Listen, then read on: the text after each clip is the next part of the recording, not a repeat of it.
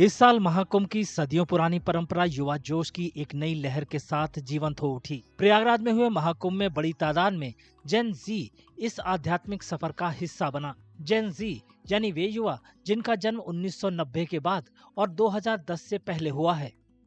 आंकड़े बताते हैं कि कुंभ जैसी तीर्थ यात्राएं अब सिर्फ बुजुर्गों तक ही सीमित नहीं रह गईं, बल्कि युवा श्रद्धालु भी इन पवित्र समागमों में पहले से कहीं ज्यादा दिलचस्पी के साथ जुड़ रहे हैं। ऑनलाइन ट्रैवल प्लेटफॉर्म इक्सिगो के मुताबिक प्रयागराज महाकुंभ पहुंचे श्रद्धालुओं में से 50% की उम्र 30 साल से कम थी। वहीं 20 से 25 साल की उम्र के 26% युवा आस्था की डुबकी लगाने पहुंचे। The most surprising or stark insight for me was that Kumbh was not just a phenomena where you would have assumed that it would be the older or the millennials, 40 plus slash 50 plus would be in bulk. That's what people would assume. But on the bus side, at least, our data revealed that Gen Z was leading the charge there. And in terms of 20 to 25-year-old, they constituted almost 26% of our bookings.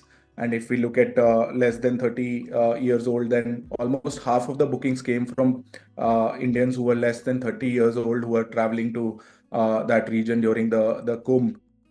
आंकड़ों के मुताबिक 2025 का महाकुंभ परंपरा को नए सिरे से परिभाषित करता है, क्योंकि खुद की खोज की चाह रखने वाले लोगों की तादाद काफी बढ़ी है। रेलवे बुकिंग के सबसे दिलचस्प रुझानों में से एक ये है कि 60% श्रद्धालुओं ने अकेले यात्रा की। ये समूह में सफर करने वालों के मुकाबले काफी ज्यादा है। The other interesting thing is solo travelers, even on the train side, right? Which is again an indication of younger population that was booking these trips. On the train side, solo travelers made almost 60% of the bookings during this period, right? Which is again a significant shift of travel behavior we saw during this time. जानकारों के मुताबिक युवा पीढ़ी के बीच धार्मिक पर्यटन में ये उछाल उनकी जड़ों और आध्यात्मिकता के साथ नए सिरे से जुड़ाव को दिखाता है। इस बार महाकुंभ की अहमियत इसलिए ज्यादा थी क्योंकि ये एक ऐसी दुर्लभ खगोलीय घटना से जुड़ा था जो 144 सालों में सिर्फ एक बार होती है।